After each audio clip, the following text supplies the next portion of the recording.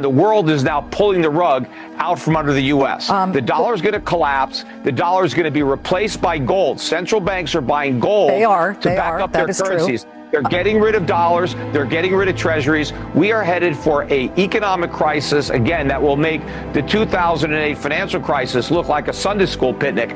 The biggest difference between the crisis that we're about to have and the one we had back then is this one is all in America. It's not going to be exported to the rest of the world. It's not a global... Big bully you. Yeah. All the Proud Boys standing up. All last year, y'all wanted to fight because your boy Charlie Kirk, one of y'all people did it. It wasn't us. Y'all wanted to fight us. We gonna come in y'all neighborhood. Y'all started hanging people for no reason, right? Where y'all at? It's going down. Shit going down. Your house is burning. You know what I'm saying? Your house is divided.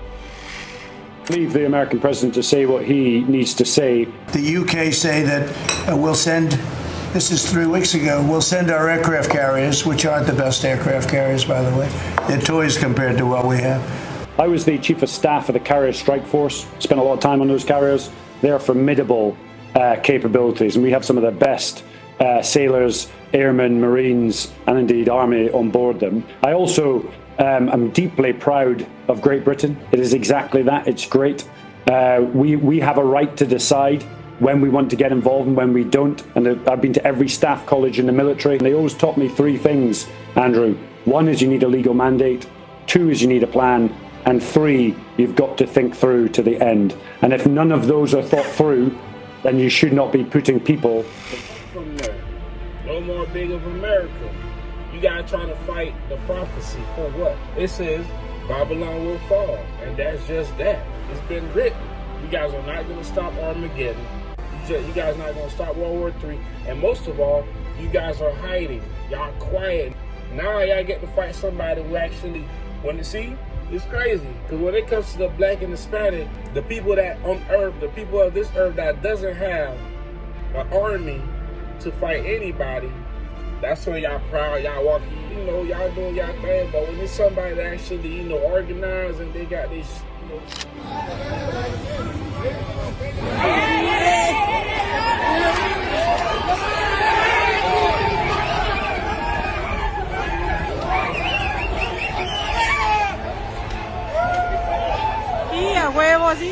y'all divided. The Marine guy that broke his arm at the court. Here's an update on this guy. Israel is the reason for this war. America does not want to fight this war for Israel. Let's go. Come on, let's go. America does not want to send its sons and daughters to war for Israel. Your inability. Jesus. Holy smokes, buddy. Wow. Oh my God. Wow. Did the bone go through the skin? No. Wow, buddy. Got metal in there. You got metal in there now? Yeah, plates and screws. You guys are divided, it's falling, all that proud. There's no way. We all on this big rock, yet everybody paying for water, everybody out of work for somebody else, Tom and Susie.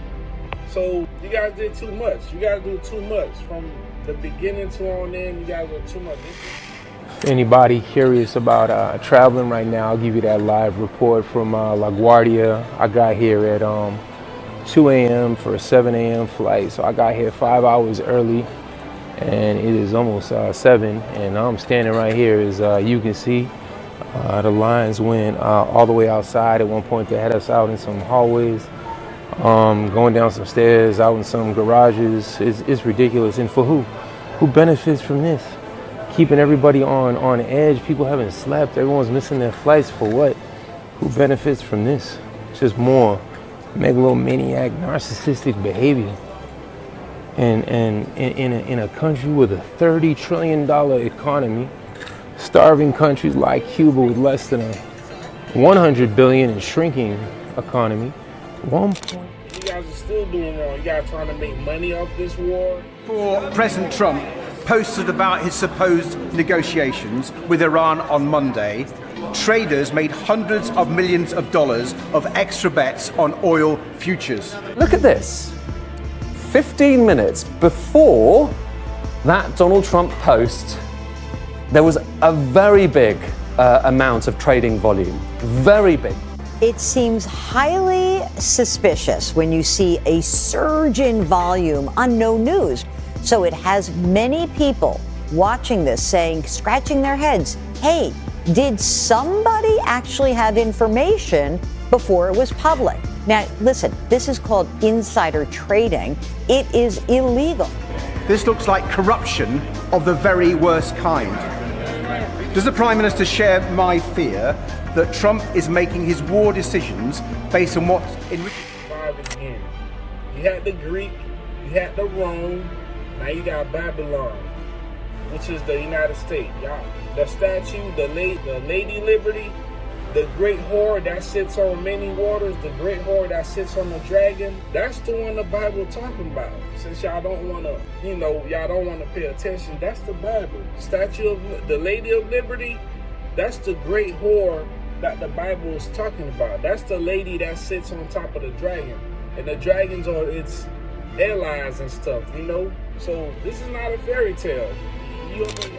But it writes well. I like it. They can't what it is. I don't want to give too much publicity, but they do treat me well, Sharpie. So I came here, they have $1,000 pens. And I said, I'd like to use your pen, but I can't have a gray thing with a big S on it saying Sharpie. As I'm signing it to, he said, I'll paint it black. I said, that's not as a pistol. This is like an episode of Curb Your Enthusiasm or something. But it's not. That's the president in a cabinet meeting that's being sent out to the world. And we're supposed to be projecting strength in this moment. He hasn't even told the American public why we're in Iran, when we're going to get out, what to expect. He hasn't conditioned us to know what's about to happen. And he's rambling for 4 minutes about Sharpies. It's embarrassing. 4 minutes and 56 seconds to be exact, Patrick. It's more than embarrassing, it's infuriating.